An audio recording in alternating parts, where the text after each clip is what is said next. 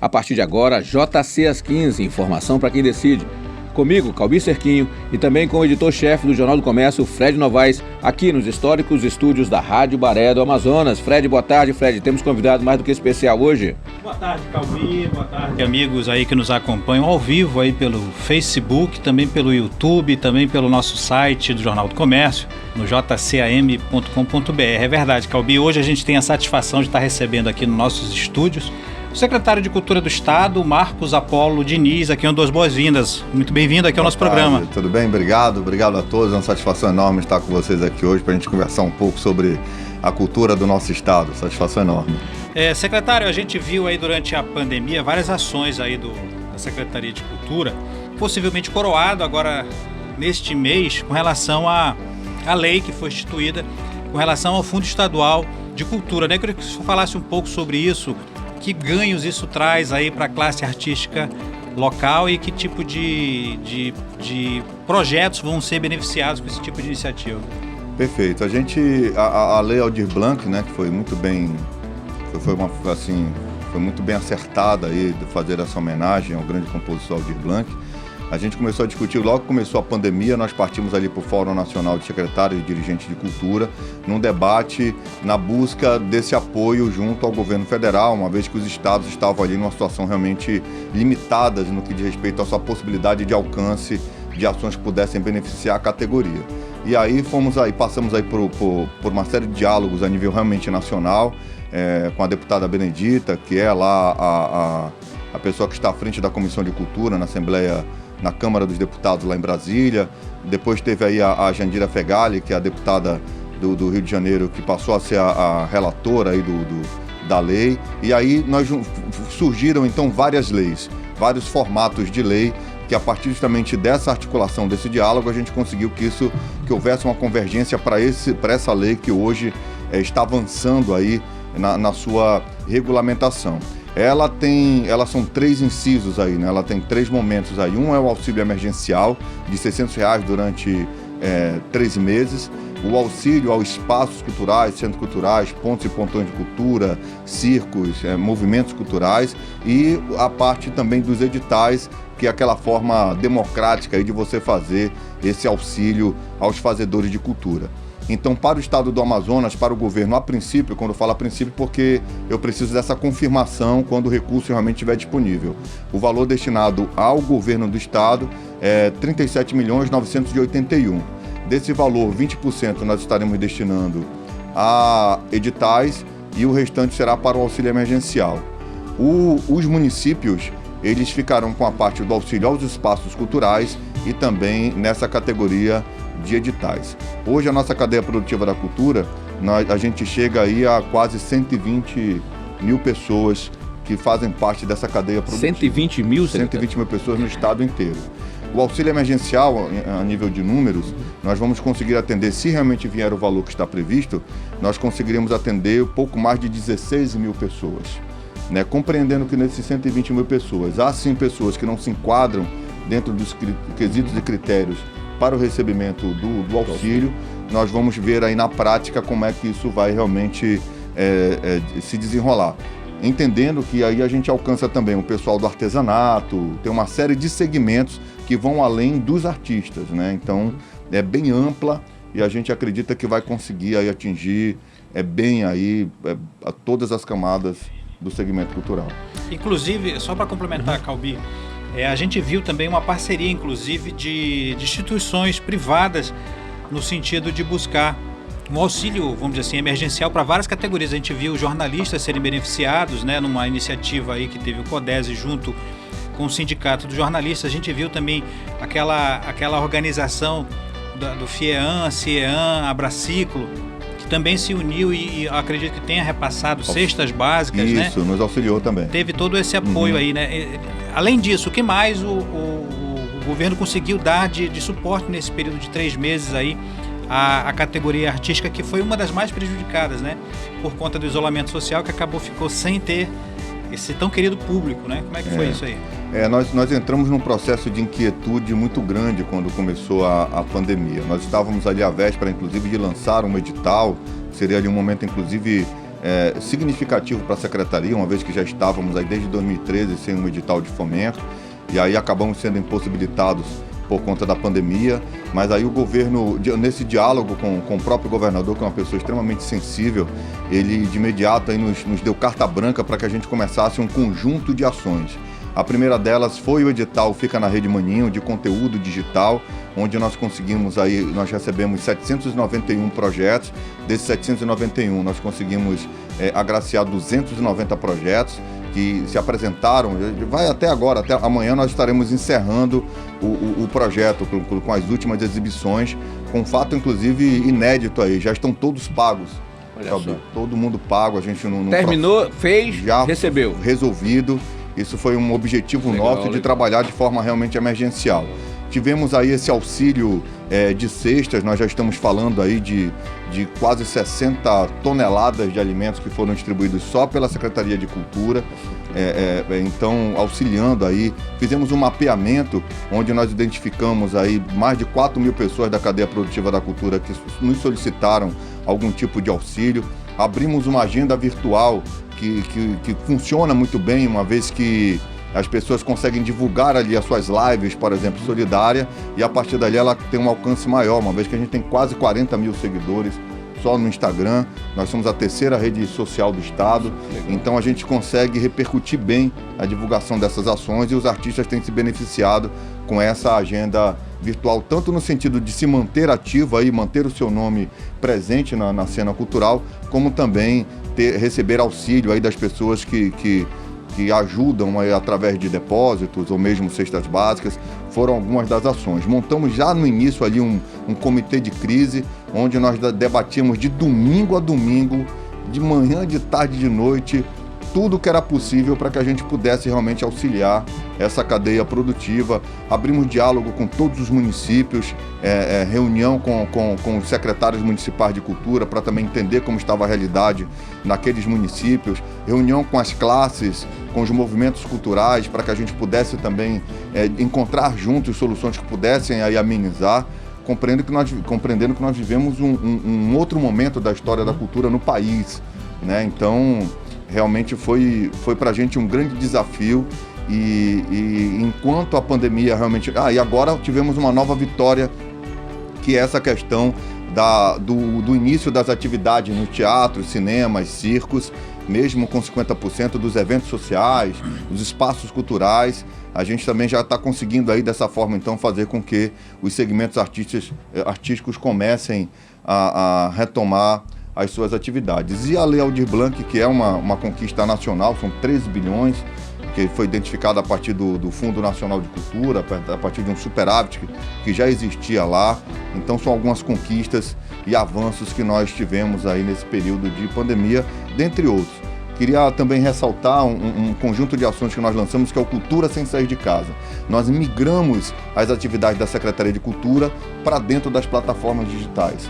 A nossa equipe de tecnologia lá trabalhou numa reformulação do nosso portal.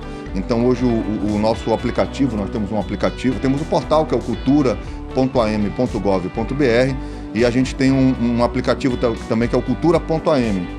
Você vai lá nas lojas cultura.am, aparece a cúpulazinha do Teatro Amazonas, é gratuito, você abre lá e você tem um conjunto de ações lá. Então nós colocamos lá o Praticarte, que são aulas de teclado, violão e desenho de graça. Inclusive esse Praticarte já está sendo repercutido nacionalmente através da nossa TV pública, né? Nós temos aulas do Liceu de Arte Ofício Cláudio Santoro, visita ao Teatro Amazonas e ao Palácio da Justiça naquele sistema virtual, 360 graus, né? Visita virtual às galerias e centros de arte, lives dos nossos corpos artísticos, gincana de livros. Quer dizer, um conjunto aí, são quase 200 ações que estão publicadas lá, um conteúdo muito amplo, vasto e de qualidade para as pessoas que ainda estão aí nesse isolamento social.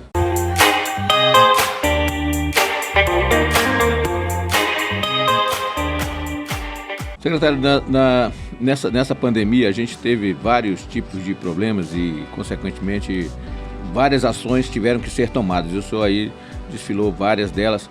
E, nesse aspecto, o senhor acredita que a classe artística do Amazonas hoje não sei se comparado com outras categorias sim, mas com outras partes do Brasil, você acredita que está mais ou menos tranquila ou ainda precisa fazer muito mais nesse momento? Eu acredito que a gente ainda precisa fazer mais, até porque há a inquietude do fazer cultural. O artista, mesmo que tenha a possibilidade de uma live, por exemplo, ele precisa do aplauso, ele precisa do olho no olho, né? Ele precisa transpirar para poder se sentir realmente realizado. Há essa questão do fazer cultural, não é só mostrar o trabalho, mas acima de tudo é ter ali essa proximidade com o público.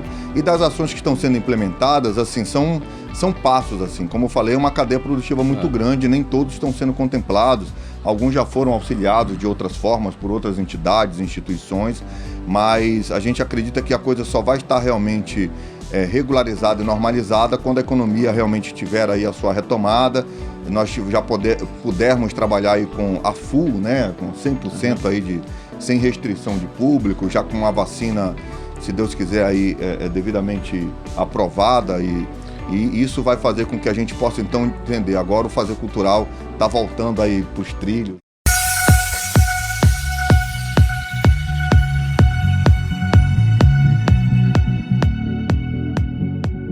Agora, secretário, uma questão é a seguinte, a gente viu nesse episódio da pandemia, em negócios, a gente viu muita gente tendo que abandonar o seu empreendimento exatamente por conta dessa dificuldade, né? Principalmente pequenos empreendedores que não tiveram força para resistir ao tempo parado.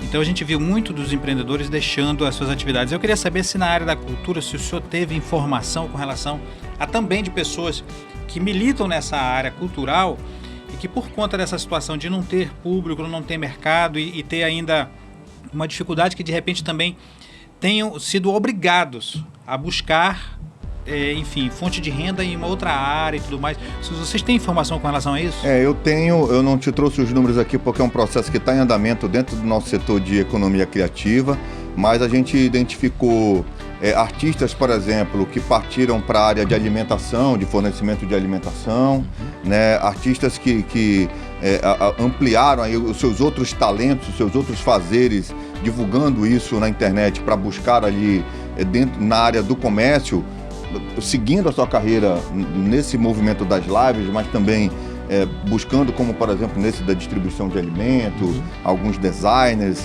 uma série de segmentos que foram se adequando para poder sobreviver. Isso ocorre sim.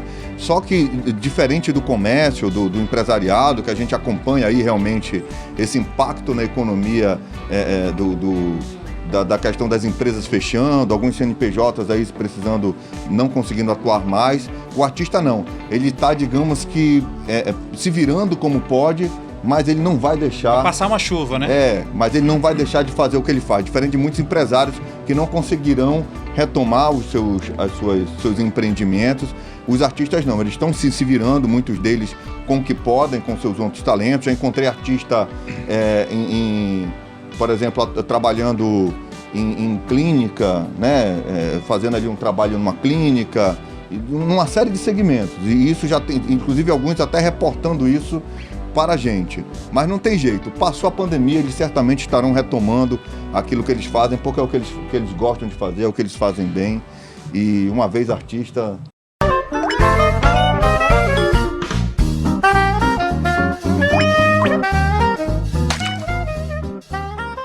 A gente não pode encerrar essa nosso bate-papo aqui, que não é de chamar de entrevista, que a gente está aqui num bate-papo informal, mas para falar sobre Parintins, né, do Festival de Parintins, porque a gente sabe que é talvez o grande evento com repercussão nacional, que todo mundo espera, enfim, que fomenta o turismo, tem toda uma relação que vai muito além da questão cultural e finalmente se definiu ele para novembro, né?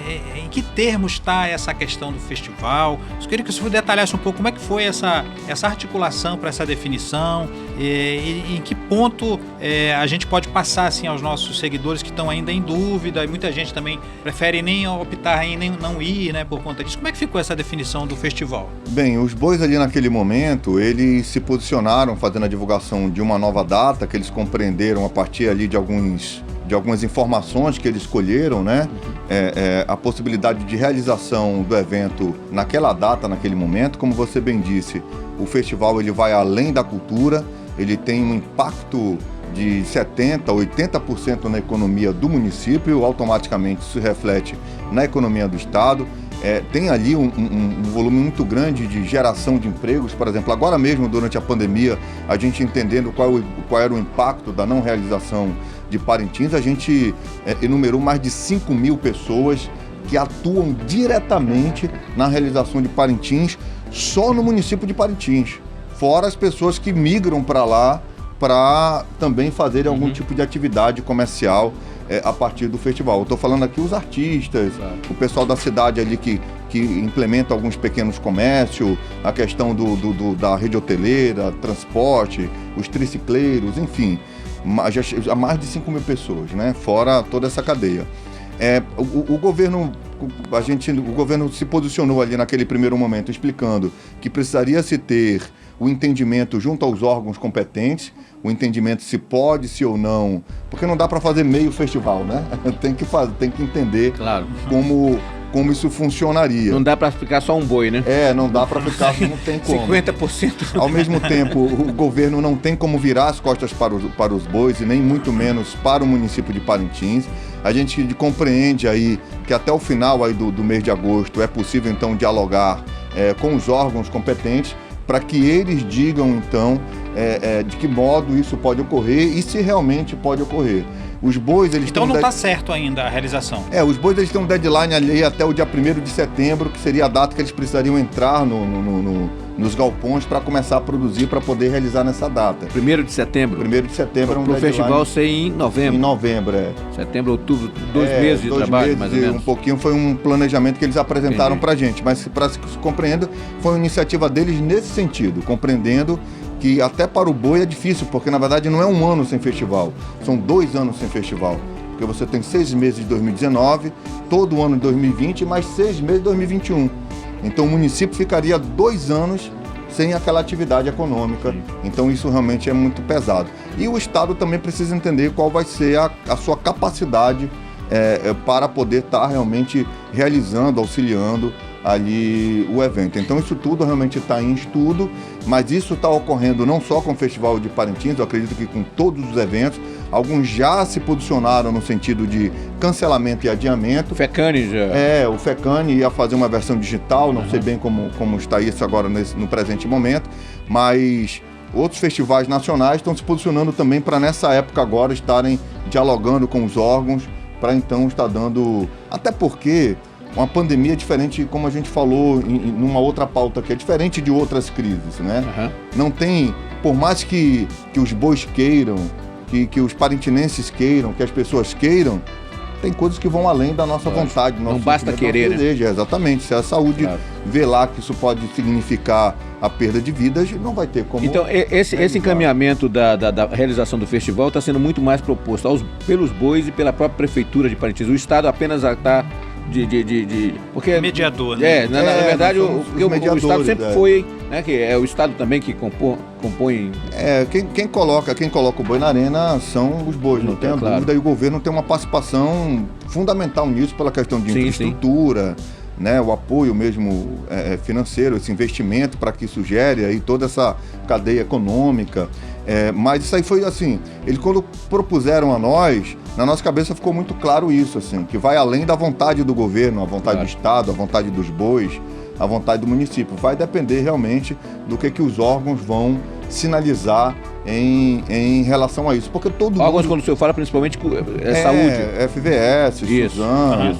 Mas existe um deadline para definição? Final do mês aí. Final do mês a gente pediu... Mas o mês agora de agosto. Agosto. Quando fomos...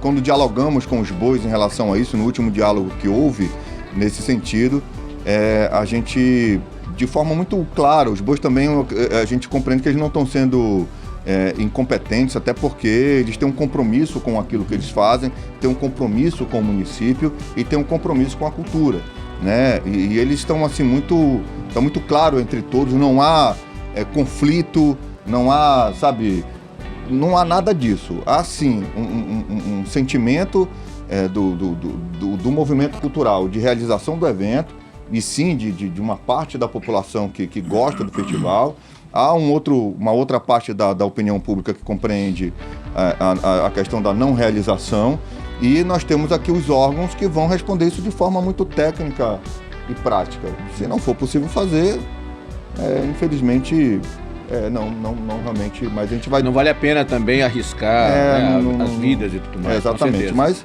se pudesse ser feito, mas desde que isso fosse bom, não só para a cultura, mas também para a população, seria ótimo.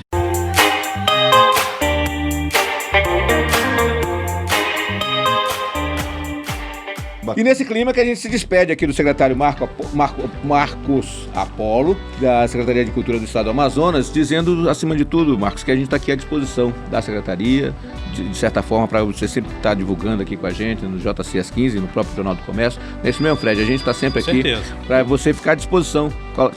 Nós estamos sempre à disposição aí. Eu quero agradecer aqui todo o grupo Jornal do Comércio, que sempre nos recebe muito bem, divulga as nossas ações.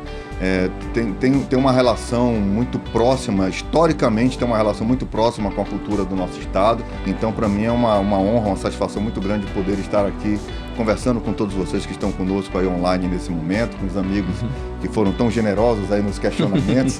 e a gente espera aqui voltar outras vezes para falar um pouco mais sobre a nossa cultura e, acima de tudo, sobre os nossos fazedores de cultura.